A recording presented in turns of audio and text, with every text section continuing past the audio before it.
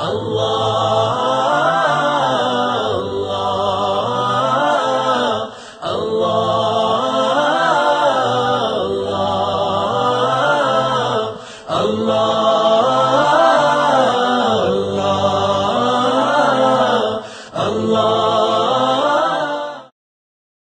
اللہ الرحمن الرحیم الف لام میم ذلك الكتاب لا ريب فيه هدى للمتقين الذين يؤمنون بالغيب ويقيمون الصلاة ومما رزقناهم ينفقون والذين يؤمنون بما أنزل إليك وما أنزل من قبلك وبالآخرة هم يوقنون أولئك على هدى من ربهم وأولئك هم المفلحون. اعوذ باللہ من الشیطان الرجیم. بسم اللہ الرحمن الرحیم. الف لام میم ذالک الکتاب لا ریب فیہ ھدی للمتقین الذین یؤمنون بالغیب ویقیمون الصلاة ومما رزقناہم ینفقون والذین یؤمنون بما انزل الیک وما انزل من قبلک وبالآخرة هم یوقنون اولئک علی ھدی من ربہم واولئک هم المفلحون. صدق اللہ مولانا العظیم. میرے بھائیوں اور عزیزوں، گزشتہ نشست میں یعنی پچھلے اتوار کو میں نے سورہ بقرہ کے بارے میں کچھ باتیں عرض کی تھیں، اس کا خلاصہ بیان بھی کیا تھا شاید، اور سورہ بقرہ کا آغاز کرتے ہوئے ھدی للمتقین تک ہم لوگ پہنچے تھے کہ وقت ختم ہو گئے. آج اس کے بعد کی جو آیات ہیں الذین یؤمنون بالغیب ویقیمون الصلاۃ، جو میں نے آپ کے سامنے پڑھی ہیں، ان کے بارے میں کچھ باتیں آپ سے کہنی. سب سے پہلی یہ بات کہ یہ قرآن کریم ہدایت ہے لیکن متقین کے لیے. اس کا مفہوم کیا ہے وہ میں پچھلی دفعہ عرض کر چکا ہوں، اور یہ میں نے بتایا کہ تقویٰ کے مدارج ہیں. ان میں سب سے پہلا درجہ تقویٰ کا یہ ہے کہ آدمی کے اندر اس کا احساس اور فکر مندی پیدا ہو جائے کہ میں ایک انسان ہوں، میری زندگی کا ایک مقصد ہے، میں حیوانیت چھوڑ کر انسانیت اختیار کروں تو یقیناً میرے لیے دنیا بھی ہے اور آخرت بھی، اور اس کی ذمہ داریاں بھی ہیں، ان کو ادا کرنے کی اگر اس کے اندر فکر پیدا ہوتی ہے تو اس کا مطلب یہ کہ تقویٰ کا پہلا درجہ اس کے اندر پیدا ہو جاتا ہے. تو قرآن کریم اس کے لیے ہدایت کی ابتدا کرتا ہے. پھر جیسے جیسے اس کے اندر تقویٰ کے دوسرے مدارج پیدا ہوتے جاتے ہیں تو ویسے ویسے ہدایت کے مدارج بھی اس کے ساتھ ساتھ چلتے جاتے ہیں. اسی کا ہدایت کا ایک درجہ تو یہ ہے کہ آدمی کسی کو راستہ دکھا دے، جس کو عربی زبان میں کہتے ہیں اراء الطریق. یعنی کسی آدمی نے آ کر پوچھا کہ میں فلاں جگہ جانا چاہتا ہوں، تو آپ نے وہیں کھڑے کھڑے بتا دیا کہ تم ادھر جانا، ادھر جانا، آگے جا کے مڑ جانا، آگے فلاں عمارت ہوگی تو اس کے آگے تم اس طرح کا راستہ اختیار کرنا، تو آخر اس منزل تک پہنچ جاؤ گے. یہ کھڑے کھڑے جو ہم بتاتے ہیں، راستہ دکھاتے ہیں کسی کو، اس کو اراء الطریق کہتے ہیں. یہ ہدایت کا ایک طریقہ ہے، یہ پہلا طریقہ ہے. اور دوسرا طریقہ اس کا یہ ہے کہ جس کو ایصال الی المطلوب کہتے ہیں، کہ آپ اس جانے والے کا ہاتھ پکڑیں اور اس کو جا کر وہاں چھوڑائیں جہاں وہ جانا چاہتا ہے، اس کے مطلوب تک اسے پہنچا دیں. قرآن کریم اس کی بھی ہدایت دیتا ہے، لیکن ہر آدمی کو نہیں دیتا. جو پہلے ایک فکر مندی پیدا کرتا ہے، اس کے بعد پھر قدم قدم آگے بڑھتا ہے، تو بالآخر یہ موقع آتا ہے کہ قرآن کریم کو ہاتھ پکڑ کر اس کو مطلوب تک پہنچا دیتا ہے. یہ الگ بات ہے کہ وہاں وہ ٹھہرے یا واپس چلا ہے. تیسرا طریقہ یہ ہے کہ اس کے دل میں اس کے لیے ایک گہرا نور اور بصیرت پیدا کر دیتا ہے. دل میں ایک ٹھنڈک اتر جاتی ہے، آدمی محسوس کرتا ہے کہ ہاں ٹھیک یہی میری منزل ہے، اور اسی کے لیے مجھے زندگی اور آخرت اور دنیا میں جو کچھ بھی کرنا ہے وہ اسی کو بنانے کے لیے کرنا ہے. یہ گہری نور و بصیرت، یہ ہے قرآن کریم کا وہ طریقہ جو بڑی قسمت والوں کو نصیب ہوتا ہے. مثلا قرآن کریم کہتا ہے وَالَّذِينَ جَاهَدُوا فِينَا لَنَهْدِيَنَّهُمْ سُبُلَنَا، جو لوگ ہمارے راستے میں نکل آتے ہیں اور پھر اس کے لیے کوشش کرتے ہیں تو ہم ان کے لیے اپنا راستہ کھول دیتے ہیں، اپنا راستہ ان کو دکھا دیتے ہیں، یعنی ان کو اس ایصال مطلوب کا کام کرتے ہیں، ان کو وہاں چھوڑ آتے ہیں۔ لیکن چھوڑ کے آنے کے بعد صرف یہی نہیں کرتے کہ وہ واپس لوٹ آئیں بے دل ہو کر، بلکہ اس کے دل میں ایک اطمینان پیدا کرتے ہیں، ایک یقین پیدا کرتے ہیں، سمجھتے ہیں کہ وہ سمجھ لیتا ہے کہ واقعی میرا اصل مقصد یہی ہے۔ جس طرح ہم اصحاب کہف کے بارے میں دیکھتے ہیں کہ قرآن کریم نے کہا کہ وہ انہم فتیۃ آمنوا بربہم، وہ چند نوجوان تھے اللہ پر ایمان لے آئے۔ اب اس کے بعد ظاہر ہے ان کے دل نے ڈولنا شروع کیا جب وہ غار میں جا کے بیٹھے، طرح طرح کے خدشات، طرح طرح کے شبہات، طرح طرح کے آنے والے خطرات سے کے بارے میں فکر مندی، تو وہ سوچنے لگے اب اللہ جانے ہمارے ساتھ کیا ہوگا۔ تو قرآن کریم کہتا کہ زدناہم ھدی، ہدایت حالانکہ پہلے ان کو دی تھی تو وہ غاروں تک پہنچے نا، یعنی وہ قوم ساری بت پرستوں کی قوم تھی، حکومت بھی قوم بت پرستوں کی تھی، ان کی انہوں نے بات نہیں مانی، حتیٰ کہ یہاں تک پہنچ گئے کہ انہوں نے فیصلہ کر لیا حکومت نے کہ ان کو پھانسی پہ لٹکا دیا جائے۔ وہ وہاں سے بچنے کے لیے بھاگ نکلے اور ایک غار میں آ کر انہوں نے پناہ لی۔ اب اس میں آ کر جن خدشات کا شکار ہوئے اس کے بارے میں قرآن کریم کہتا کہ زدناہم ھدی، ہم نے پھر ان کی ہدایت میں اضافہ کیا، اور اضافہ کیا کیا کہ وربطنا علی قلوبہم، ہم نے ان کے سینوں کو باندھ دیا، ان کے دلوں کو حوصلہ دیا کہ تگڑے ہو جاؤ، کچھ نہیں ہوگا، اللہ تمہاری پشت پناہی کر رہا ہے۔ یہ جو حوصلوں کا پیدا ہو جانا ہے اور بڑے سے بڑے خدشے، بڑے بڑے خطرے کا مقابلہ کرنے تیار ہو جانا اور دل کا ایک اطمینان محسوس کرنا اور اس کا واقعتاً استحکام کا شکار ہونا، یہ وہ ہدایت کا درجہ ہے جو کہ اس کا تیسرا درجہ کہنا چاہیے۔ اور آخری درجہ یہ ہے کہ آدمی پھر زندگی اور موت کو صرف اس چیز کو حاصل کرنے یہ لگا دے کہ مجھے باہر اللہ کی رضامندی چاہیے، اس کے سوا مجھے کچھ نہیں چاہیے۔ وہ دنیا میں اگر اس کو اپنی گردن بھی کٹوانی پڑے لیکن وہ دیکھے کہ اللہ اس سے راضی ہوتا تو گردن کٹوا دیتا۔ اگر اس کو سارا مال خرچ کرنا پڑا صدیق اکبر کی طرح سارا مال اللہ کے راستے میں ایثار کر دیتا۔ اگر اس کو سارا اپنا خاندان قربان کرانا پڑے تو حسین رضی اللہ عنہ کی طرح خاندان قربان کروا دیتا۔ یہ وہ آخری درجہ ہے ہدایت کا کہ جو چوتھا درجہ اس کا کہنا چاہیے۔ تو یہاں کہا جس طرح ہدایت کے مدارج ہیں نا، اسی طرح تقویٰ کے بھی مدارج ہیں۔ تقویٰ کے ہر درجے کے ساتھ ہدایت کا ایک درجہ متعلق ہو جاتا ہے۔ جب ہم دوسرے درجے کو حاصل کرتے ہیں تو دوسرا درجہ متعلق ہوتا ہے، جب تیسرے کو تو تیسرا، جب چوتھے کو کہتے ہیں چوتھا۔ اس لیے ہدایت بھی مکمل ہوتی ہے، تقویٰ بھی مکمل ہوتا ہے۔ یہاں پہلے درجے کا ذکر کیا گیا ہے کہ جب کوئی آدمی فکر مندی پیدا کر لیتا ہے اپنے اندر، اپنی آخرت کے بارے میں، اپنی زندگی کے مقصد کے بارے میں، اپنی زندگی کی حقیقت کے بارے میں، تو پھر ہم اس کو قرآن کریم ان کے سامنے وہ راستہ کھول دیتا ہے۔ جب وہ سوچتا ہے کہ واقعی میرا ایک مقصد تو ہے، لیکن مقصد ہے کیا، اس کی تفصیلات کیا ہے، مجھے ان پر چلنا کیسا، تو قرآن کریم اس کے سامنے کھول دیا جاتا ہے۔ یہ وہ اس کو ہدایت دیتا ہے پہلا تقوی کی پہلا درجہ حاصل کرنے کے بعد، جب اس کے اندر فکر مندی پیدا ہوتی ہے۔ اور جب اس پر چلنا شروع کرتا ہے تو پھر درجہ بدرجہ اس کے اندر جو تقویٰ اترتا جاتا ہے، اس کی پہلی کونپل جو پھوٹتی ہے وہ ہے یؤمنون بالغیب، کہ یہ جو متقی لوگ ہیں نا، جن کو قرآن کی ہدایت دیتا ہے، ان کا دوسرا درجہ یہ ہے کہ وہ غیب پر ایمان لاتے ہیں۔ دیکھیں نا، زندگی میں آپ پڑھے لکھے لوگ ہیں، آپ اچھی طرح جانتے ہیں کہ دو طرح کی چیزوں سے ہمیں واسطہ پڑتا ہے۔ کچھ تو وہ چیزیں ہیں جن کو ہم جانتے ہیں حواس کے ذریعے سے اور یا عقل کے ذریعے سے، یعنی ان کا تعلق محسوسات سے ہے، اور معقولات بھی محسوسات ہی کی ایک قسم ہے۔ اس لحاظ سے یا تو اس کا تعلق محسوسات سے ہے اور یا معقولات سے، اور زندگی کا بیشتر حصہ انہی سے متعلق ہے۔ آدمی کا کمزوری یہ ہے کہ جب وہ پوری طرح محسوسات کی گرفت میں ہوتا ہے نا، تو وہ محسوسات کے ماوراء جو چیزیں ہیں ان کو قبول کرنے کے لیے تیار نہیں ہوتا۔ اب دیکھیں، محسوسات کے ماوراء ایک مومن کے لیے زیادہ چیزیں ہیں۔ مثلا اس کی پوری زندگی کا دار و مدار اس بات پر ہے جو اس کو کفر سے الگ کرتی ہے کہ وہ اللہ کو مانے، اور اللہ اتنا بڑا غیب ہے کہ جو آدمی اللہ کو نہیں مانتا وہ ذرا دین کے ایک پہلی سیڑھی پر قدم نہیں رکھ سکتا۔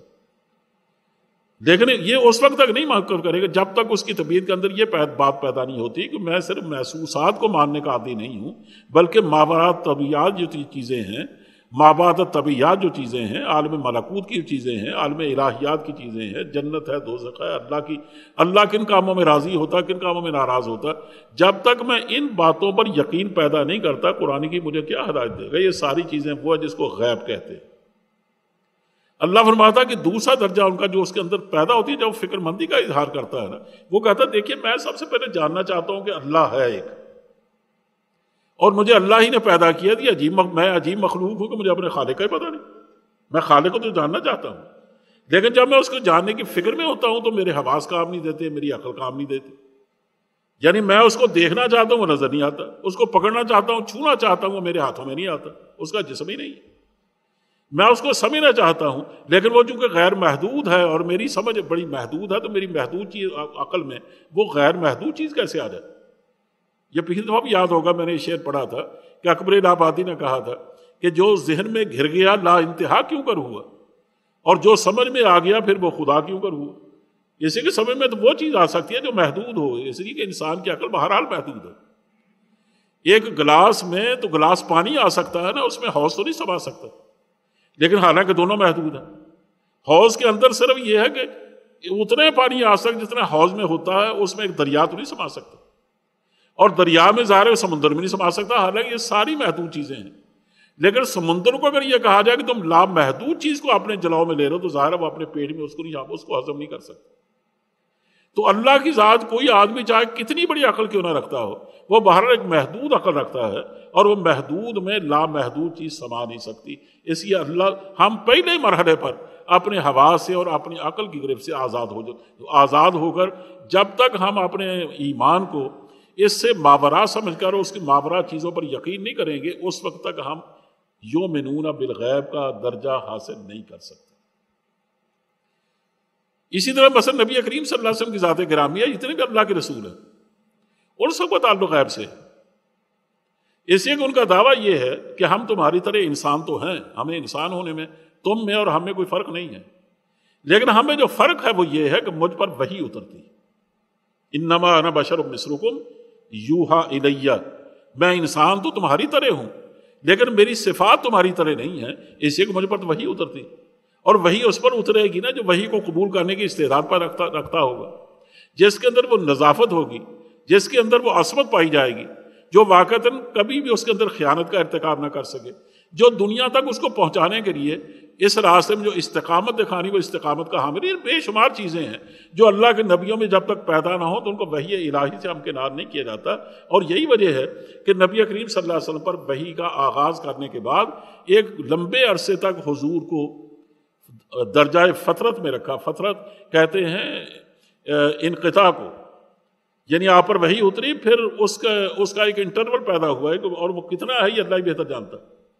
اور یہ اس لیے رکھا تھا اس وقفے میں کہ تاکہ حضور کی طبیعت جو پہلے جس صدمے سے دو چار ہوئی ہے نا، کہ جب آپ کو فرشتہ حالانکہ آ کے ملا ظاہر و باہر، اور آپ کے دل پر اللہ کی چند آیات نازل کی، اقرأ بسم ربک الذی خلق، یہ جو آیتیں، لیکن اس کا اتنا بار پڑا نبی کریم صلی اللہ علیہ وسلم پر کہ حضور جب واپس آئے تو آپ کو بخار چڑھ گیا، سخت سردی محسوس کر رہے تھے، اور بار بار فرما رہے تھے خدیجہ سے کہ زملونی، مجھے کوئی کپڑا اڑاؤ، مجھے کوئی لحاف اڑاؤ تاکہ میری سردی کم ہونے میں آئے۔ اور جب سردی ذرا کم ہوئی تو انہوں نے فرمایا کہ خدیجہ یہ میرے ساتھ کیا ہو رہا ہے، میں تو اپنی جان کا خطرہ محسوس کرنے لگا۔ اس سے آپ اندازہ کریں کہ پہلی وحی کے بعد حضور کی کیفیت کیا تھی، اور یہ تو عام طور پر جب آگے چل کر وحی کے ساتھ حضور یعنی اس کے عادی بھی ہوا ہے، تب بھی ہم دیکھتے ہیں حدیث کی کتابوں میں کہ حضور سخت سردیوں میں پسینہ پسینہ ہو جاتے تھے، اور سخت گرمیوں میں آپ کے دانت بجنے لگتے تھے، اور آپ کا وزن اتنا بڑھ جاتا تھا کہ اگر اونٹی پہ بیٹھے ہوتے تو اونٹی کے لیے برداشت کرنا مشکل ہو جاتا تھا۔ تو اس کا مطلب یہ ہے کہ اللہ کے رسول پر جو وحی الہی اترتی ہے، اس کا ادراک کرنا ایک انسان کے بس کی بات ہرگز نہیں۔ جس طرح وہ اللہ کے بارے میں نا وہ کہتا ہے کہ جب وہ میرے محسوسات میں وہ نہیں آتا، میرے معقولات میں وہ شامل نہیں ہے، تو میں اس کو مانوں کیسے؟ یہ ہمیشہ سے یہ ایک بیماری رہی ہے قوموں کی، مثلا بنی اسرائیل میں بھی یہی بیماری تھی، اور قریش میں بھی یہی بیماری تھی۔ قریش نے بھی یہی کہا تھا کہ لن نؤمن لک حتی نری اللہ جہرۃ، ہم اللہ کو نہیں مان سکتے تا وقت ہے کہ ہم کھلی آنکھوں سے اسے نہ دیکھ لیں، پہلے ہمیں دکھاؤ تو صحیح نا، اگر تم اور یہ کہ تم جو کتاب تم پر اترتی ہے وہ ہم پر کیوں نہیں اترتی؟ جب تک ہم مجلد شکل میں اپنے ہاتھوں سے چھو کر اس کتاب کو نہیں دیکھیں گے ہم نہیں مانیں گے تم واقعی اللہ کے رسول. اور تو اپنے بنی اسرائیل نے یہی کیا تھا کہ ان کے 70 آدمیوں کی ایک منتخب جماعت لے کے گئے ساتھ حضرت موسیٰ علیہ السلام کوہ طور پر. ان کو آواز بھی سنائی گئی پروردگار کی، لیکن انہیں صاف انکار کر دیا کہ ہمیں کیا پتہ ہے کس کی آواز ہے، ہم تو جب تک اللہ کو بولتا ہوا خود نہیں دیکھیں گے نا وہ سب نہیں مانیں گے. چنانچہ اللہ کی سزا کے طور پر ایک جھٹکا سے لگا اور بے ہوش ہو کے گر گئے یا مر گئے، اس کے بعد دوبارہ ان کو زندہ کیا گیا. یہ تو اللہ بہتر جانتا. لیکن میں صرف یہ کہتا ہوں کہ انسان کی کمزوری یہ ہے جس کو اقبال نے جس کی طرف اشارہ کرتے ہوئے کہا کہ خوگر پیکرے محسوس تھی انسان کی نظر، مانتا پھر کوئی ان دیکھے خدا کو کیوں کر. انسان تو خوگر اس بات کا تھا کہ وہ ہمیشہ دیکھی ہوئی چیزوں کو مانتا تھا، محسوس چیزوں کو مانتا تھا. تو اللہ تو نظر نہیں آتا اس کو کیوں کر مان لیتا وہ؟ اس لیے اللہ کے رسول پر وحی اترتی ہے اس کو کیوں کر مانتا؟ وحی اس پر لے کر اترتا فرشتہ نظر نہیں آتا فرشتوں کو کیوں کر مانے؟ اور جو کچھ اس پر اترا ہے اور جس کو ہم شریعت اسلامی کہتے ہیں اور شریعت اسلامی کی تفصیلات کو کیوں مانے گا؟ یعنی اس وقت تک یہ آدمی ان کسی چیز کو نہیں مان سکتا تا وقت کہ وہ ایمان بالغیب کو اپنے اندر جگہ دینے کی تیار نہ ہو جائے. اس لیے کہا کہ جس آدمی کے اندر فکر مندی پیدا ہو جاتی ہے نا کہ مجھے دنیا بھی بنانی ہے اور آخرت بھی، یہ تقویٰ کی پہلی سیڑھی جس کے اندر کھل جاتی ہے وہ قدم قدم آگے بڑھتا ہے. اور اس کے اندر جو کومپل پھوٹتی ہے وہ سمجھتا کہ جب تک میں غیب پر ایمان نہیں لاؤں گا میں دین کے راستے میں نہیں چل سکتا، میں آگے نہیں بڑھ سکتا. اسے کہا کہ وہ جو لوگ ہوتے ہیں جو ہدایت حاصل کرتے ہیں قرآن کریم سے، ان کا طریقہ یہ ہے کہ یؤمنون بالغیب، وہ غیب پر یقین رکھتے ہیں، غیب پر ایمان لاتے ہیں. اچھا یہ بھی سمجھ لیجئے کہ ایمان کیا ہے. ایمان کبھی قرآن کریم نے اس معنی بھی استعمال کیا جس کو ہم مان لینا کہتے ہیں، اور اسی لیے دونوں میں فرق کیا قرآن کریم نے کہ یا ایھا الذین آمنوا آمنوا باللہ، اے وہ لوگوں جو ایمان لائے ہو یعنی مان چکے ہو تم حقیقی ایمان اختیار کرو، اللہ کو واقعی مانو جیسے ماننے کا حق ہے. یعنی قرآن کریم نے خود اس میں فرق کیا. اس کا مطلب یہ کہ ایک عام طور پر تو ایمان کا معنی ہے مان لینا. ہم جب کسی کہتے ہیں کہ ہاں ٹھیک ہے میں فلاں چیز کو پر ایمان رکھتا ہوں تو مطلب کیا میں مانتا ہوں اسے. لیکن قرآن کریم ان معنوں میں استعمال نہیں کرتا حقیقی ایمان کو. وہ تو دو پریپوزیشن کے ساتھ اس کو استعمال کرتا ہے، کبھی آمن لہو کبھی آمن بہی. اور آمن لہو کا معنی ہوتا ہے صدقہ واعتمد علیہ، کہ جس پر آدمی ایمان رکھتا ہے نا اس کی ہر بات کی تصدیق کرتا ہے، اور تصدیق جو کرتا ہے تو اس کے اعتماد پر کرتا ہے، اپنی صلاحیتوں پر اعتماد کرتے ہوئے نہیں کرتا. جب وہ یہ کہتا ہے نا، مثلا وہ فرض کرے اللہ کا نبی یہ کہتا ہے کہ تم بظاہر بہت تھوڑے ہو، جیسے جنگ بدر میں حضور نے فرمایا کہ تمہارے پاس اسلحہ جنگ کے نام کی کوئی چیز بھی نہیں ہے، بہت معمولی اسلحہ ہے تمہارے پاس، تمہاری تعداد ان کے مقابلے میں دیکھو نہ ہونے کے برابر ہے، اور تم بالکل نہتے ہو، اس کے باوجود اللہ تمہیں غلبہ دے گا. اب یہ ایسی چیز ہے جس کو نہ عقل پاور کر سکتے ہیں، تجربہ پاور کرتا ہے، نہ حواس پاور کر سکتے ہیں. لیکن مسلمانوں نے اس کو اس طرح بالکل اس لیے مان لیا کہ وہ جانتے تھے ہم تو ایمان بالغیب رکھتے ہیں، اور ہم نے جو چیز بھی مانی ہے نا، جو چیز ہماری عقل میں نہیں آتی اس کو محض اللہ کے رسول کے اعتماد پر مانا. تو آمن لہو کا معنی کیا ہے کہ وہ ہر بات میں اللہ اور اس کے رسول کی تصدیق کرتے ہیں، اور تصدیق کے لیے ان کے پاس ایک ہی چیز ہے کہ چونکہ اللہ نے اور اللہ کے رسول نے یہ بات فرمائی ہے اس لیے اس کے صحیح ہونے میں کوئی شبہ ہو ہی نہیں سکتا. جنگ خندق کو دیکھ لیجئے کہ 3000 مسلمان اپنے بچاؤ کے لیے خندق کھود رہے ہیں، لیکن حضور خندق کھودتے ہوئے عین اس کے دوران فرما رہے ہیں، 3 جب ضربیں لگائیں ایک چٹان کو توڑنے کے لیے تو آپ نے 3 دفعہ اس میں شعلے پھوٹتے ہوئے دیکھے. تو ایک میں فرمایا کہ میں نے اس میں روم کے آثار دیکھے ہیں، روم کے محلات کو ٹوٹتے ہوئے دیکھا ہے، اور یہ میں نے شعلے اس کے اڑتے ہوئے دیکھے. اس کا مطلب یہ تھا کہ ایک وقت آئے گا کہ تم روم پر قبضہ کرو گے، اور وہ روم اس زمانے کی یوں کہنا چاہیے کہ بگ پاور ہی نہیں بلکہ اس زمانے کی وہ سب سے بڑی پاور تھی، جیسے آج امریکہ دعویٰ کرتا. اور دوسرے میں جب شعلے اڑے تو آپ نے فرمایا کہ اس میں میں نے یعنی دوسرے درجے کی قوت وہ ایران کی تھی، کہا میں نے ایران کے محلات کو دیکھا، اور تیسرے میں آپ نے تیسرے درجے کی جو قوت تھی وہ یمن تھی، تو آپ نے یمن کے محلات کا ذکر کیا۔ اب مسلمان نے اس کو بالکل بغیر کسی شک و شبہ کے تسلیم کر لی کہ ہم واقعی رومی قوت پر بھی قبضہ کریں گے، ایرانی قوت پر بھی اور یمنی قوت پر بھی، حالانکہ اس کے آثار دور دور تک نہیں تھے۔ دیکھیں نا، آج اگر میں آپ سے یہ کہوں کہ تم کل کو ان قریب کو زمانہ لمبا نہیں ہے، چند سالوں میں تم دیکھو گے کہ تم امریکہ پر قبضہ کر لو گے، تو آپ میری دماغی حالت پر شبہ کا اظہار کرنے لگیں گے، یہ پاگل ہو گیا۔ لیکن اس وقت کسی نے یہ نہیں کہا کہ نبی کریم صلی اللہ علیہ وسلم یہ بات کیا فرما رہے ہیں۔ اس لیے کہ امریکہ پر قبضہ کرنا اگرچہ ہمارے لیے ناممکن دکھائی دیتا ہے، لیکن پھر بھی ہم ایٹمی قوت ہیں، ایسا نہیں کہ ہم بالکل بے وسیلہ لوگ، یعنی ہم بہت بڑی قوت، ان کے پاس بہت بڑی ایٹمی طاقت ہے، ہم اس کا مقابلہ شاید نہ کر سکیں، لیکن اس کا مطلب یہ نہیں کہ ہم بالکل بے وسیلہ لوگ۔ اس وقت تو مسلمان بالکل بے وسیلہ تھے، کچھ بھی نہیں تھا ان کے پاس، اور جن بڑی بڑی قوموں کا ذکر کیا جا رہا ہے تو بہت باوسیلہ قومیں تھیں اور بہت باوسیلہ سلطنتیں تھیں، لیکن مسلمانوں نے اس لیے ان پر اعتماد کیا، صرف نبی کریم صلی اللہ علیہ وسلم کی زبان پر اعتماد کرتے تھے، اور کہا یہ جو ایمان لاتے ہیں اور مانتے ہیں نا حضور کی باتوں کو، تو ایقن بہی، وہ یقین کی قوت سے مانتے ہیں، اور یقین کی قوت جب آ جاتی ہے آدمی کے اندر تو پھر وہ اس کی سیرت سازی کا کام بھی کرتی ہے، اس کے لیے عقیدہ بھی بناتی ہے، اور اس کے اندر ایک استقامت پیدا کرتی ہے جس میں کبھی وہ ڈاما ڈول نہیں ہوتی۔ اقبال نے کہا نا کہ یقین پیدا کرے غافل، یقین سے ہاتھ آئے گی وہ درویشی کے جس کے سامنے جھکتی ہے فغفوری۔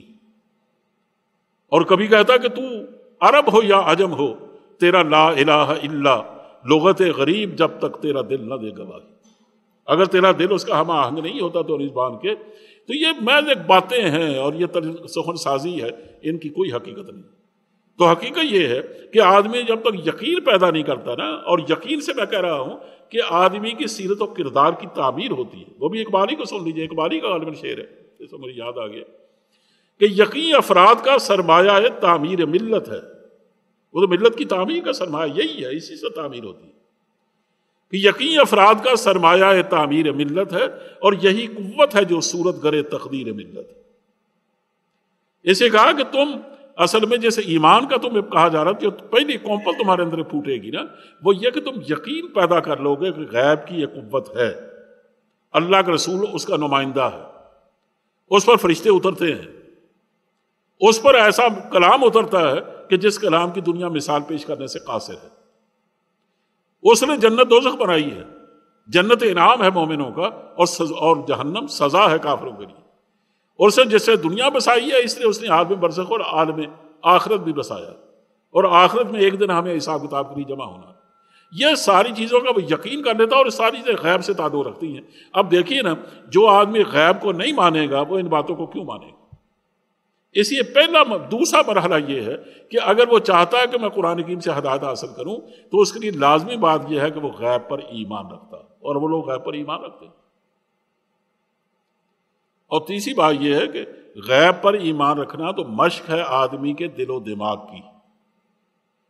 آدمی دل میں کس بات کو ٹھہرا لیتا ہے، کس بات پر یقین پیدا کرتا ہے، کس کے بارے میں گمان پیدا کرتا ہے، اس کے اندر کس قسم کے خیالات آتے ہیں۔ ظاہر ہے یقین ایک دل کی مشق ہے، لیکن جہاں تک آدمی کے اپنے جسم کا تعلق ہے جو ظاہر صلاحیتوں کا مرقع ہے، جب تک وہ اس کے مطابق حرکت نہیں کرتا ہے تو یقین کا کیا فائدہ؟ یعنی ایک آدمی دیکھیے نا، وہ اس بات کا یقین تو رکھتا ہے۔ مجھے ایک دفعہ یاد ہے کہ یہ سن 60 61 62 کی بات، اس کے قریب کی بات، اب یاد نہیں ہے صحیح سان، میں بالکل ینگ تھا اس وقت۔ مجھے ایک ڈاکٹر صاحب نے کہا کہ ایک رپورٹ چھپی ہے امریکہ سے، اور اس کا بڑا اثر ہوا ہے ساری دنیا میں، کہ یہ جو سگرٹ نوشی ہے نا، یہ انسان کے اندر کینسر کے جراثیم پیدا کرتی ہے اور مہلک ہے انسان کے لیے۔ اس کا نتیجہ یہ ہے کہ مغرب میں دھڑا دھڑ لوگوں نے چھوڑنا شروع کیا سگرٹ۔ ان کا تعجب کی بات یہ ہے کہ مسلمانوں پر اس کا کوئی اثر نہیں۔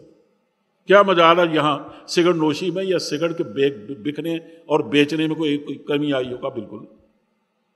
تو میں نے ہنس کے ویسے ہی کہا، میں نے کہا اصل میں مسلمان موت سے نہیں ڈرتے، وہ تو موت سے ڈر گئے نا، یہ تو موت سے ڈرتا ہی نہیں، یہ ان باتوں سے کیوں اثر لے گا؟ اس کا مطلب یہ ہے کہ آدمی کے دل میں ایک ایمان ہے، لیکن ایمان کا جو نتیجہ یا اس کے جو آثار ہونے چاہیے وہ اس کے جسم میں بالکل نہیں، اس کی عقل میں بھی نہیں ہے، اس کے جسم میں بھی نہیں ہے، اس کے طور اطوار میں بھی نہیں ہے، اس کے معاملات میں بھی نہیں ہے۔ آپ دیکھ رہے ہیں کتنے ایسے لوگ، میں کیا کیا مثالیں دوں آپ کو۔ جنرل ضیاء الحق کے مرحوم کے زمانے میں آپ کو معلوم ہوگا کہ جو ڈرائیور اپنی غلطیوں سے سڑکوں پر قتل عام کرتے پھرتے ہیں، ان کا تدارک کرنے کے لیے اب ظاہر ہے کہ یہ یعنی قتل عامد نہیں ہے، یہ اس لیے اس پر قصاص نہیں جاری کیا جا سکتا، یہ قتل شبہ ہے، اس پر دیت ہوتی ہے شریعت میں۔ چنانچہ علماء کے مشورے سے انہیں دیت نافذ کر دی کہ جو آدمی بھی اپنی لاپرواہی سے کسی آدمی کو راہ چلتے مار ڈالے گا اس پر دیت لازم ہوگی، اور دیت اس کو ادا کرے صرف ڈرائیور ہی نہیں بلکہ جس کمپنی کا ڈرائیور ہے وہ ادا کرے۔ کسی انجمن کا ممبر ہے تو انجمن اس میں شریک ہوگی، اگر اس کی برادری ہے تو برادری کو آخلا کہتے ہیں وہ بھی اس میں شریک ہوتی ہے۔ بڑا ایک لمبا ایک سلسلہ۔ جب یہ قانون نافذ ہوا نا تو پہلے ہی دن میں صبح کو گاڑی لے کے نکلا تو میں جانا چاہتا تھا، منصورے کے سامنے ایک ادارہ تھا اس میں پڑھانے کے لیے، جو سڑک جو ہے نا اس کے اس کے آگے کوئی تھوڑا سا دور ایک ادارہ بنا ہوا تھا۔ میں جب گاڑی لے کے سڑک پہ آیا تو وہاں بڑے بڑے چھرے پکڑے ہوئے اور یہ ویگنوں کے ڈرائیور وہ گاڑیوں کے ٹائر پھاڑ رہے تھے۔ میں نے کہا یہ کیا قصہ، مجھے پتہ ہی نہیں تھا اصل میں کہ یہ قانون نافذ ہو چکا۔ تو میں نے کسی سے پوچھا، انہوں نے کہا کہ آپ نے پڑھا نہیں ہے کہ دیت نافذ ہوئی ہے، اور یہ کہتے ہیں کہ ہم تو نہیں چلنے دیں گے اس قانون۔ اب وہ آہستہ آہستہ وہ قانون ناکام ہو گیا۔ میرا سوال صرف یہ ہے کہ جتنے اس قانون کی مخالفت کرنے والے لوگ تھے، یہ قانون تو اسلامی تھا اور مسلمان علماء کے مشورے سے نافذ کیا گیا تھا، اسمبلی نے اس کو منظور کیا تھا، اس کے باوجود کچھ لوگ جو پیشہ ور جو اس پیشے سے تعلق رکھتے تھے ڈرائیونگ کے، انہوں نے اس کو چلنے نہیں دیا۔ تو سوال یہ کیا وہ مسلمان نہیں تھے؟ ان سے آپ پوچھیں گے کیا تم مسلمان نہیں ہو؟ وہ کہیں گے ہاں بالکل مسلمان۔ لیکن فرق کیا ہے کہ ان میں اسلام عقیدے کی حد تک تو تھا، عمل کی حد تک نہیں تھا، عمل کی دنیا میں نہیں تھا۔ ایسی تیسری بات جو کہی ہے نا کہ وہ لوگ تقوی جب تک اختیار نہ کریں گے، یہ لوگ تقوی متقی نہیں تھے نا، کیونکہ متقی کا لازمی حصہ یہ ہے کہ وہ جس طرح یقین کی قوت سے بہرہ ہو اور عالم غیب کی ہر چیز کو مانتے ہیں، اس طرح یہ بھی ہے کہ وہ یقیمون الصلاۃ، وہ نماز کو قائم کرتے ہوں، یعنی عملی طور پر اللہ کی شریعت کے فرما بردار۔ یہ صلاۃ ایک وسیع اصطلاح ہے، یہ اس کا مطلب صرف نماز پڑھنا نہیں ہے بلکہ نماز قائم کرنا ہے۔ اور نماز قائم کرنا کیا ہے؟ مثلا حضرت موسیٰ علیہ السلام اور خضر علیہ السلام کی ملاقات آپ جانتے ہیں 16ویں پارے کے شروع میں اور 15ویں پارے کے آخر میں اس کا تذکرہ ہے۔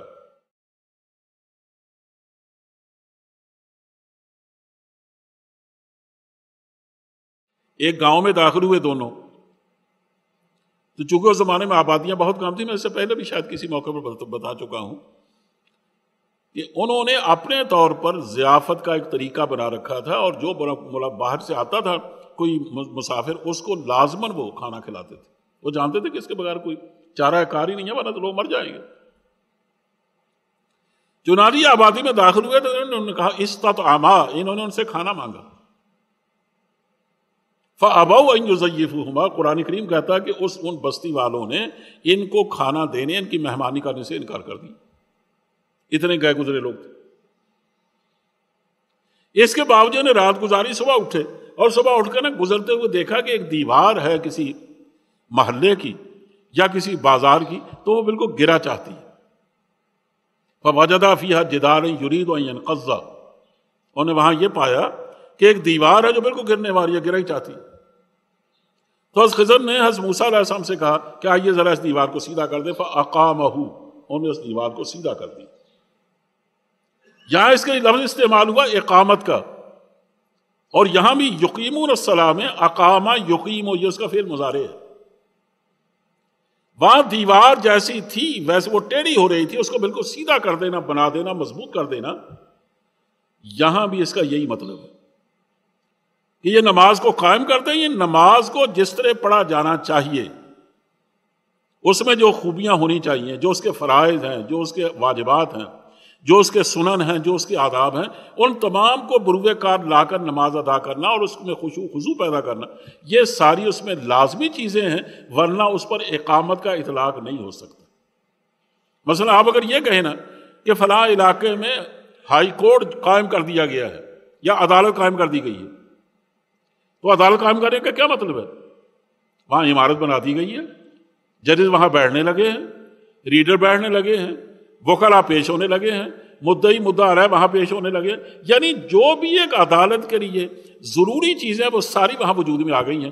جب تک یہ ساری چیزیں وجود میں نہیں آتی آپ یہ نہیں کہہ سکتے عدالت قائم ہو گئی۔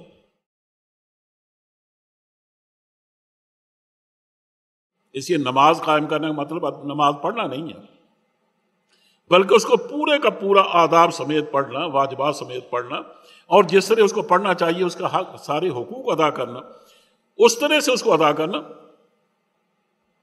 آپ کو شاید معلوم ہے یا نہیں کہ مسلمانوں میں جب نماز فرض کی گئی ہے نا تو پھر اس بات کا امکان نہیں تھا، باوجود سے کہ نبی کریم صلی اللہ علیہ وسلم رحمت للعالمین تھے، لیکن حضور نے ایک دن فرمایا کہ نماز تو ایک طرف رہ گئی، وہ تو منافق بھی نہیں چھوڑتے تھے، جماعت کبھی کبھی وہ چھوڑتے تھے جو منافقین تھے۔ آپ کو اطلاع ملی اور میں کہ میرا جی چاہتا کسی آدمی کو میں نماز پڑھانے کے لیے کہوں اور خود میں گھروں کا دورہ کروں، اور جس گھر میں دیکھوں کہ لوگ نماز پڑھنے کے لیے نہیں نکلے، بیٹھے ہیں گھر میں کسی کو لکڑیاں لانے کا حکم دوں تو میں اس گھر کو آگ لگا دوں، یہ میرا جی چاہتا۔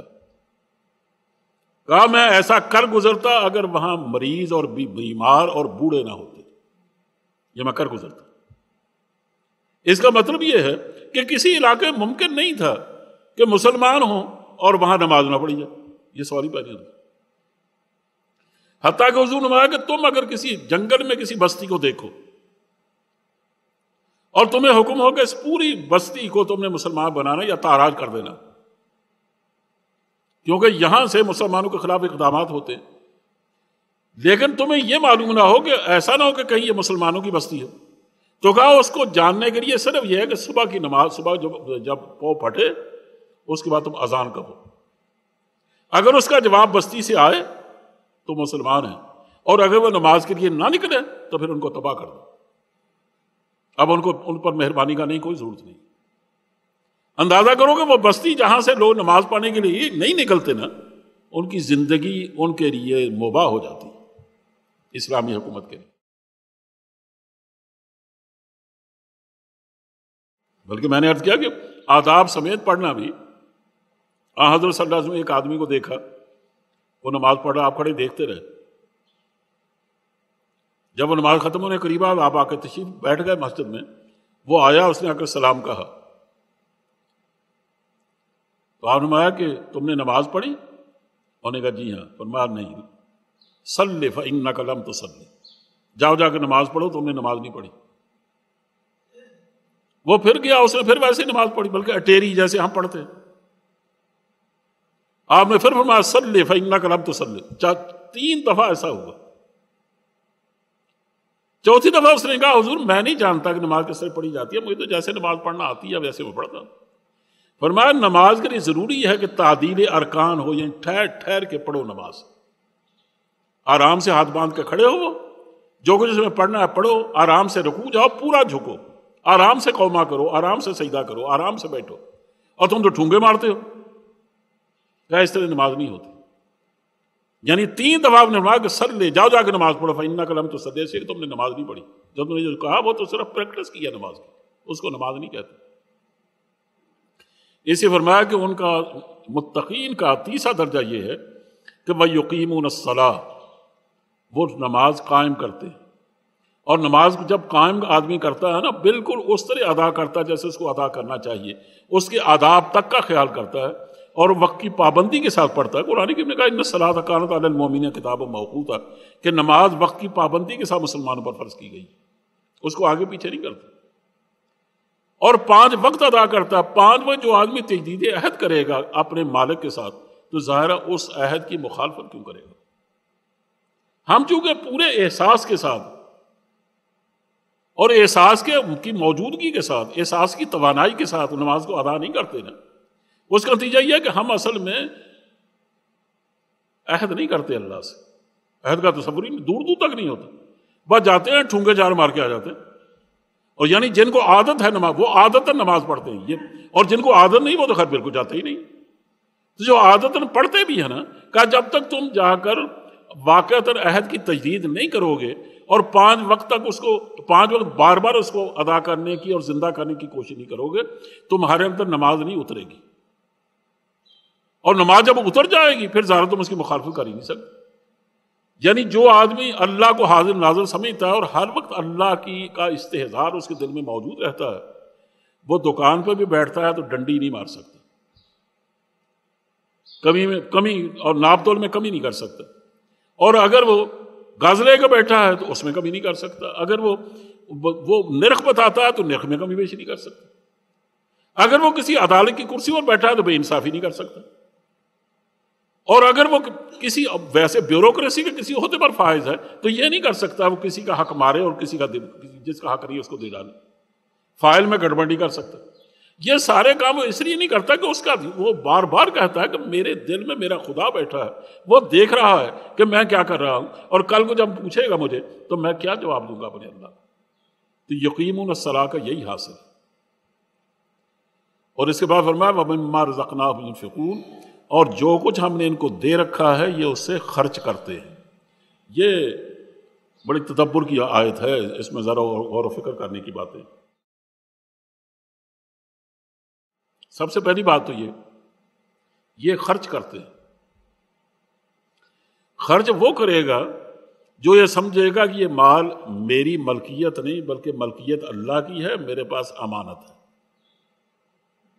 جو اس کو امانت سمجھے گا وہ تو اللہ کی عائد کردہ زکوٰۃ بھی ادا کرے گا، نذر بھی ادا کرے گا، فطرانہ بھی ادا کرے گا.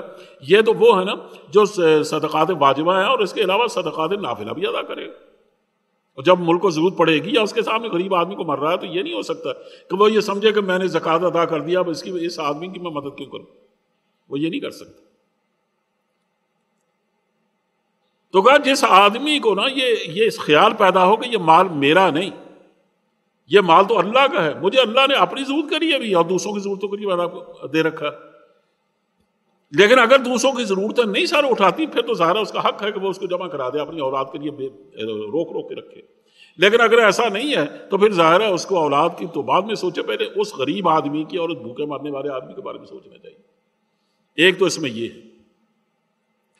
دوسرا یہ ہے کہ وہ جتنا بھی مال خرچ کرتا ہے نا اس میں اس کے بارے میں اس کے دل میں یہ خیال کبھی پیدا نہیں ہوتا کہ میں نے اتنا مال لٹا دیا.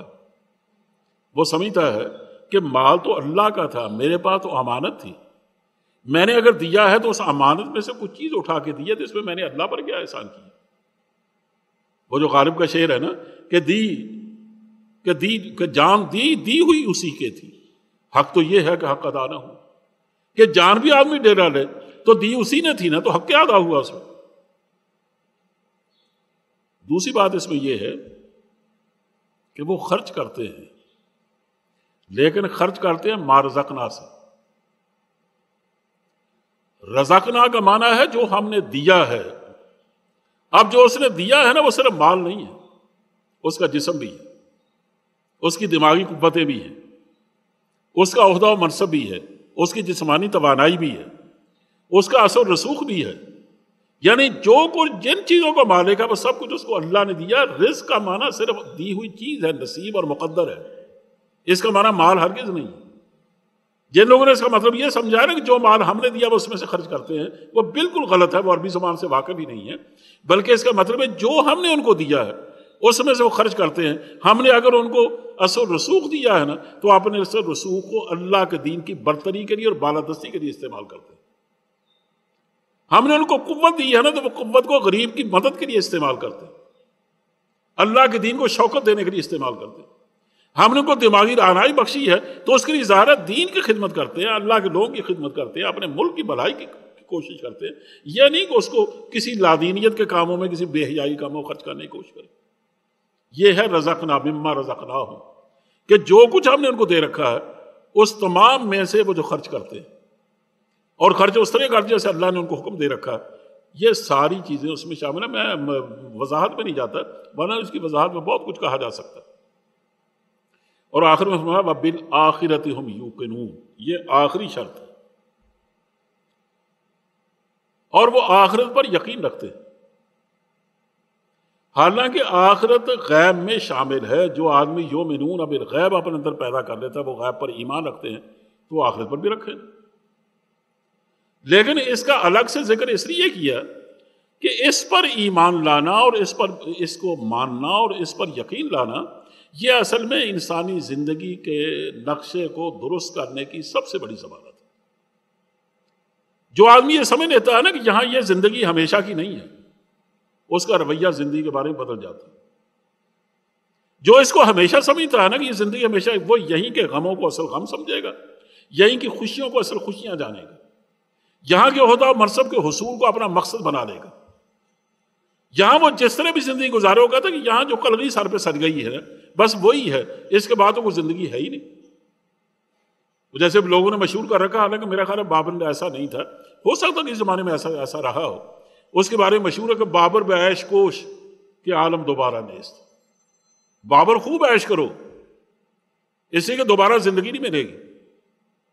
یعنی یہی زندگی ہے، یہی کی خوشیاں اصل خوشیاں، تم جو کچھ حاصل کرنا چاہتے ہو کر ڈالو. یہ تصور ایک مومن کا نہیں ہوتا. مومن تو جانتا ہے کہ اصل زندگی وہ تو آخرت کی ہے. جیسے نبی کریم صلی اللہ علیہ وسلم کا ارشاد ہے اور میں کہ جتنے دن تم نے دنیا میں رہنا ہے اس کی تیاری، اتنی تیاری اس کے لیے کر لو، اور جتنے دن تم نے آخرت میں گزارنے ہیں اس کی تیاری اس حساب سے کر لو. دیکھنے جو آدمی کراچی جانا ہے جس نے نا اور وہاں 2-4 دن ٹھہرنا ہے تو وہ اس کی تیاری کرتا ہے، اتنا کرایہ بناتا ہو. اور جس آدمی کو یورپ جانا ہے تو ظاہر اس کے لیے وہ اس کی راتوں کی نیند اڑ جاتی کہ مسافر شب سے اٹھتے ہیں جو جانا دور ہوتا ہے. وہ پھر اس کے لیے خاص لباس تیار کرتا ہے، اس کے لیے ایک بڑی رقم درکار ہوتی ہے اس کو، اور بھی جو وسائل اس کی ضروری ہیں وہ سب فراہم کرتا ہے، کیونکہ وہ جانتا ہے کہ میرا سفر بہت لمبا ہے، میرا قیام بھی وہاں شاید طویل ہوگا. ہماری یہاں کی زندگی 60-70 سال 80 سال ہے اور اس میں بھی جو ہماری ضرورتیں وہ آپ کے سامنے ہیں، کہا اس کے مطابق یہاں تیاری کرو. لیکن آخرت کی زندگی وہ ابدی زندگی ہے. تم اچھے ہو تب بھی ہمیشہ رہو گے، مرو گے، اور برے ہو تو تب بھی ہمیشہ رہو گے. اب ہمیشہ کی زندگی کے لیے ظاہر اتنی تیاری تو نہیں کی جا سکتی 60-70 سال کی زندگی کی جا سکتی. تو کہا آخرت پر اگر یقین نہیں رکھو گے نا تو تمہارا زندگی کے بارے میں رویہ کبھی نہیں بدلے گا. حضرت عبداللہ بن مسعود کے بارے میں کہا جاتا ہے نا کہ ایک دن وہ اپنا سادہ سا گھر جھونپڑا سا، برسات آنے والی تھی تو انہوں نے سوچا کہ برسات سے پہلے اس میں جگہ دراڑیں پڑی ہیں، پانی اندر آ جاتا ہے تو میں کیوں نہ اس کی لپائی کر دوں. تو وہ کہانی تیار کر رہے تھے، یعنی ایک لپائی کریے، وہ بنا رہے تھے میٹیریل. تو نبی کریم صلی اللہ علیہ وسلم وہاں سے گزرے اور میں کہ عبداللہ کیا ہو رہا ہے؟ انہوں نے کہا حضور برسات آنے والی ہے تو میں نے سوچا برسات میں چند دن رہتے ہیں تو ان چند دن آنے سے پہلے میں کیوں نہ اپنے گھر کی مرمت کروں. تو آپ نے کہا کہ عبداللہ آخرت میں اس سے بھی جلدی آنے والی، یہ تو پھر کوئی لیٹ ہے نا، چند دن لگ جائیں گے ابھی برسات کو آنے میں، اس کی تمہیں فکر ہوگی. لیکن جو موت ہر وقت تمہارے سر پہ تڑی کھڑی ہے اور تمہیں کچھ پتہ نہیں کب بلاوا آ جائے، تمہیں فکر اس کی نہیں ہوئی بلکہ اس کی ہوئی.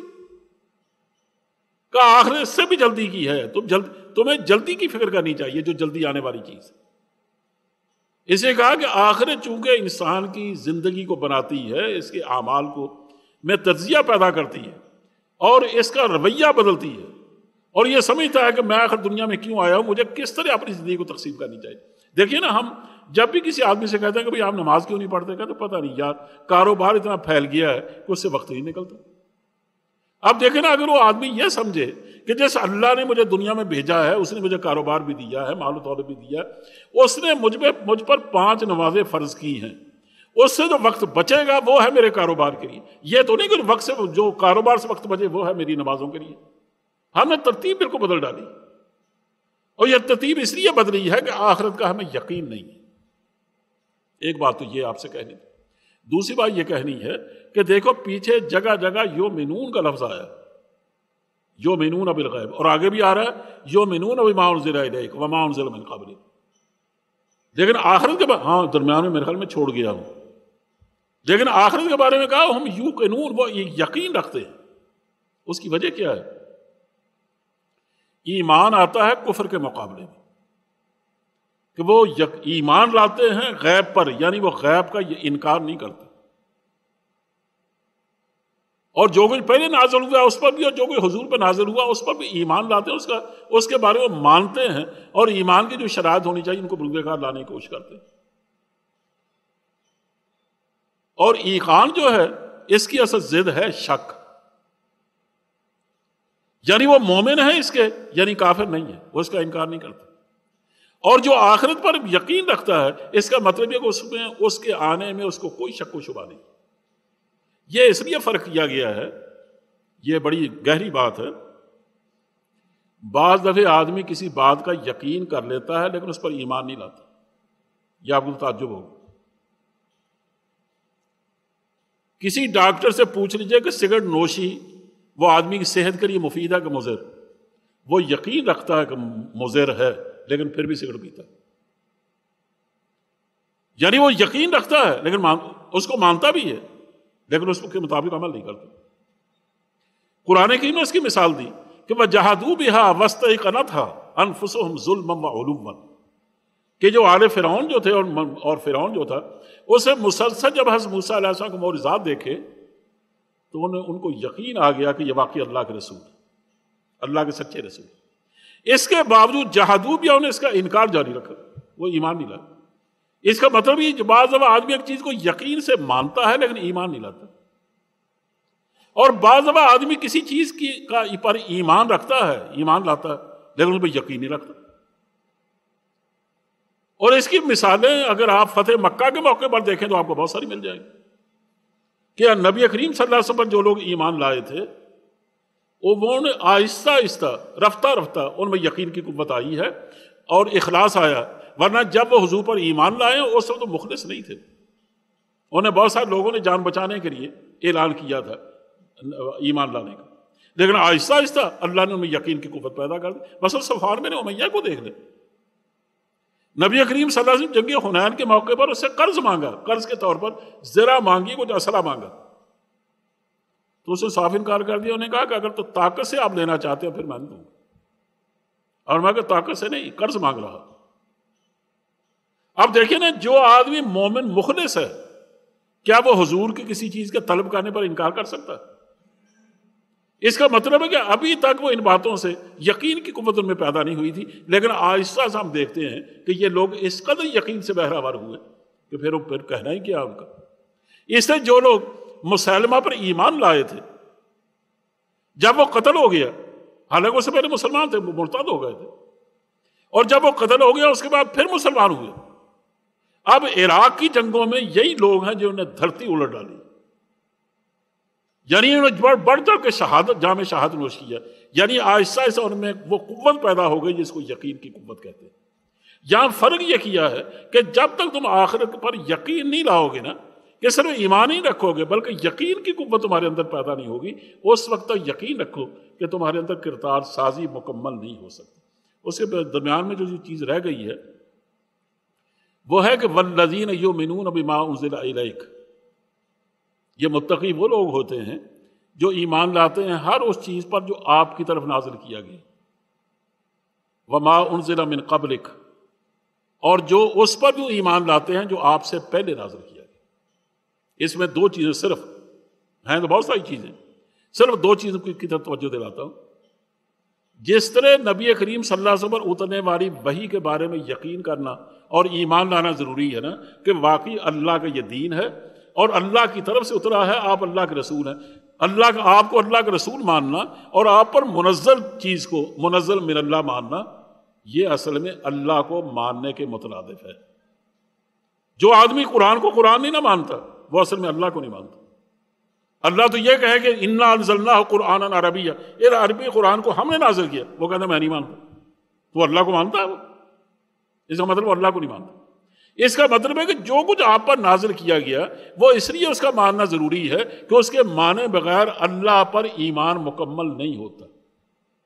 بالکل اسی طرح جو پہلے رسولوں پر نازل ہوا مثلا 313 14 یا 15 رسول آئے ہیں، اور رسول ہوتا ہی وہ ہے کہ جس پر نئی کتاب آتی ہے یا نئی شریعت آتی ہے، یا ایسی کتاب ہوتی ہے جس میں روح شریعت ذکر کی جاتی ہے، جیسے عیسیٰ علیہ السلام پر آئی، لیکن کتاب تو بہرحال اترتی۔ اس کا مطلب ہے اس سے پہلے بھی 314 صحیفے یا کتابیں اتری، وہ ہم تک نہیں پہنچی، ہم پر صرف 3 کتابیں اتری، وہ بھی محرف شکل میں۔ اب ان کو لیکن ہم ان صحیفوں پر کو بھی مانتے ہیں جو ان پر اترے تھے، اور جو تحریف شدہ کتابیں ہمارے پاس اتری آئی ہیں ہم ان کو بھی مانتے ہیں، حالانکہ ان پر شریعت نے یہ حکم دے دیا کہ یہ جو کہ تحریف شدہ کتابیں ہیں ان کو ماننے کا مطلب یہ ہے کہ اللہ ہی نے نازل کیا انہیں، لیکن ان پر عمل کرنا تمہارے لیے مناسب نہیں ہے۔ بلکہ حدیث میں آپ کو یاد ہوگا کہ ایک دو میں نے یہ حدیث بیان کی تھی کہ حضرت عمر فاروق رضی اللہ تعالیٰ عنہ کو یہودیوں کے سکول میں جا کر، اس کو مدراس کہتے تھے، وہ ان کے مدراس میں کبھی بھی چلے جاتے، علم دوست آدمی تھے، وہاں سے ان کو چند اوراق ملے تورات کے، وہ لے آئے اور شوق سے بغیر اجازت لیے، نبی کریم سے شوق کے مارے اجازت بھی نہیں لی، حضرت صدیق اکبر بیٹھے آ کر پڑھنا سنانا شروع کر دیا، چونکہ عبرانی سیکھ گئے تھے، اس کا ترجمہ ساتھ ساتھ کرتے ہوں گے۔ نبی کریم صلی اللہ علیہ وسلم کا جیسے جیسے وہ پڑھتے جاتے تھے نا، حضور کا غصہ، حضور کا چہرہ غصے کے مارے سرخ ہوتا جا رہا تھا، لیکن حضور نے کہا کچھ نہیں۔ صدیق اکبر کی نگاہ پڑی، وہ تو پریشان ہوگا، انہوں نے کہا عمر تجھے تیری ماں روئے، تو دیکھ رہا حضور کے چہرے کا عالم کیا ہے؟ انہوں نے دیکھا تو وہ بھی کانپ اٹھے کہ اللہ خیر کرے، یہ ہوا کیا؟ انہوں نے کہا حضور میں آپ کی خفگی کا مفہوم سبب نہیں سمجھا۔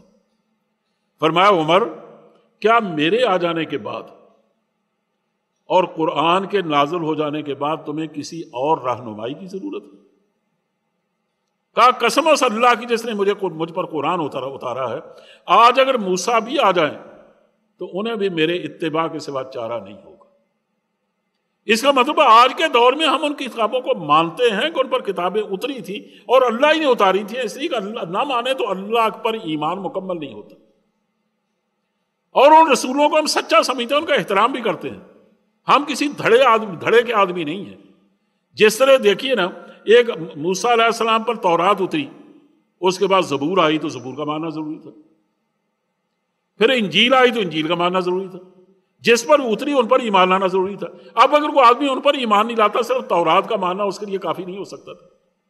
اسی طرح نبی کریم صلی اللہ علیہ وسلم پر ایمان لانا اور آپ پر اتری ہوئی کتاب قرآن کریم کا ماننا، یہ بھی ہر آدمی کے ضروری تھا، ورنہ اس سے پہلے ان کا ایمان کافی نہیں تھا۔ اور یہ اس لیے تاکہ ایک تو دھڑے بندی کا احساس نہ ہو، دوسرا اللہ پر ایمان مکمل ہو جائے۔ اس لیے یہاں فرمایا کہ ہم کیا اللہ کے جو متقی لوگ ہوتے ہیں وہ صرف قرآن کریم کو نہیں مانتے، بلکہ اس سے پہلے جو نازل ہوئی کتابیں ہیں ان کو بھی مانتے ہیں۔ اور آپ کو شاید علم نہیں ہوگا کہ جب ان کے سامنے کبھی نبی کریم صلی اللہ علیہ وسلم قرآن کریم پڑھتے نا اہل کتاب کے سامنے، اور ان سے کہا جاتا کہ تم اس پر ایمان لاؤ، تو عجیب بات ہے، یہ سورہ بقرہ میں موجود ہے کہ وَإِذَا قِيلَ لَهُمْ آمِنُوا، ان سے جب کہا جاتا ہے اس پر ایمان لاؤ تو وہ کہتے ہیں نُؤْمِنُ بِمَا أُنزِلَ عَلَيْنَا وَيَكْفُرُونَ بِمَا وَرَاءَهُ، کہ ہم اس پر ایمان لائیں گے جو ہم پر نازل کیا گیا، ہمارے رسولوں پر، اور اس کے علاوہ چاہے جب اللہ ہی نے نازل کیا ہم اس پر بالکل نہیں مانیں گے۔ اللہ فرماتا ہے یہ مسلمانوں کا شیوا نہیں ہے، جو کچھ اللہ نے نازل کیا ہے وہ ہر دور میں دوسرے رسول کے آنے سے پہلے قابل عمل بلکہ واجب العمل ہوتا ہے، لیکن بالکل جیسے ہر دور کے صدر کا احترام ضروری ہے، اس طرح ہر دور کے نبی اور رسول پر ایمان لانا بھی ضروری ہے، کیونکہ اگر اس کا انکار کر دیا جائے تو اس کا مطلب یہ کہ ہم اصل اتھارٹی کو ماننے سے انکار کر رہے ہیں۔ اچھا یہاں ایک اور بات کہنی ہے، وہ یہ دیکھیے کہ جو پہلی شریعتیں گزر گئی ہیں اب ہم ان پر عمل نہیں کر سکتے، اس کے عمل کرنے کی اجازت نہیں، لیکن اس پر ایمان لانا ضروری ہے نا۔ جو رسول گزر گئے ہم ان کی پیروی نہیں کرتے، پیروی ہم صرف رسول اللہ صلی اللہ علیہ وسلم کرتے ہیں، لیکن ان پر ایمان لانا ضروری ہے نا۔ اس کا مطلب یہ ہر رسول کو ماننا اور اس کی کتاب کو ماننا، اس کا احترام کرنا، اس پر عمل کیے بغیر بھی ضروری ہے۔ اگر حضور کے بعد کوئی آنے والا ہوتا تو اگر پہلے جن کو ماننا نہ ماننا دونوں برابر ہیں، اگر ان پر ایمان لانا لازمی قرار دیا ہے تو کیا بعد کے آنے والے پر حضور ایمان لانے کا اور اللہ ایمان لانے کا حکم نہ دیتا؟ یہاں فرمایا گیا والذین یؤمنون بما انزل الیک، اے پیغمبر جو کچھ آپ پر نازل کیا گیا ہے یہ اس پر ہی ایمان لاتے ہیں، وما انزل من قبل، جو آپ سے پہلے نازل کیا گیا اس پر بھی ایمان لاتے ہیں۔ اس کے بعد یہ ہونا چاہیے تھا وما ینزل بعدک، جو آپ کے بعد نازل ہوگا یہ اس پر بھی ایمان رکھتے ہیں، اس پر بھی ایمان لائیں گے۔ اب پہلی شریعتوں کی اتنی فکر ہے قرآن کریم کو اور نبی کریم صلی اللہ علیہ وسلم کو اور پروردگار کو، اب بعد کے آنے والا رسول اگر کو ہوتا تو کیا اس کا ذکر نہ کیا جاتا؟ یہ اس لیے ذکر نہیں کیا گیا کہ حضور نے جو بار بار فرمایا اور قرآن کریم میں بھی کہا، آپ کو خاتم النبیین کا خطاب دیا، اور حضور نے کہا انا خاتم النبیین لا نبی بعدی، میں خاتم النبیین ہوں، اور اس کا مطلب کیا کہ میرے بعد کوئی نبی نہیں آئے گا۔ تو یہ خود اس قرآن کریم کی آیت سے یہ بات ثابت ہوتی ہے کہ واقعی حضور خاتم النبیین ہے، آپ کے بعد کوئی نبی آنے والا ہوتا تو وما ینزل بعدک کا ذکر یہاں ضرور ہوتا۔ ان تمام شرائط اور ان تمام صفات کو ذکر کرنے کے بعد فرمایا اولئک علی ھدی من ربہم، یہ ہیں وہ لوگ جو اپنے رب کی طرف سے مکمل ہدایت پر ہیں، کہ جیسے جیسے وہ اپنے اندر صفات پیدا کرتے چلے جاتے ہیں، اس سے سب سے پہلے ایمان بالغیب، اس کے بعد اقامت الصلاۃ، یؤمنون بالغیب ویقیمون الصلاۃ، اور تیسرا ہے ومما رزقناہم ینفقون، انفاق رزق، اور چوتھا ہے جو کچھ آپ پر نازل کیا گیا جو پہلے اللہ کے رسولوں پر، یہ، اور آخرت پر یقین۔ یہ 5 باتیں ہیں اور 5 صفات ہیں، جب ایک مومن میں یہ پیدا ہو جاتی ہیں تب وہ مکمل ہدایت پر آ جاتا ہے اور اللہ اس کو مکمل ہدایت نصیب فرماتا ہے۔ فرمایا اولئک علی ھدی من ربہم، یہ ہیں اپنے رب کی جانب سے مکمل ہدایت پر، واولئک ھم المفلحون، اور یہی لوگ ہیں جو دنیا اور آخرت میں کامیاب ہیں۔ اور کامیابی کا مطلب کیا ہے؟ فمن زحزح عن النار وادخل الجنۃ فقد فاز، جس کو جہنم سے ہٹا دیا گیا اور جنت میں داخل کر دیا گیا وہ رہا کامیاب۔ یہاں کامیابی یہ ہے کہ دنیا میں بھی اور آخرت میں بھی وہ کامیاب ہیں۔ دنیا میں جس سے انہوں نے زندگی گزاری، اگر اللہ کی شریعت کی پابندی کی تو ہم اس کے بدلے میں ان کو جنت عطا کریں گے، اور دنیا اور آخرت دونوں میں ان کو کامیاب ٹھہرائیں گے۔ اللہ ان باتوں کو قبول فرمائے۔ وآخر دعوانا ان الحمد للہ رب العالمین۔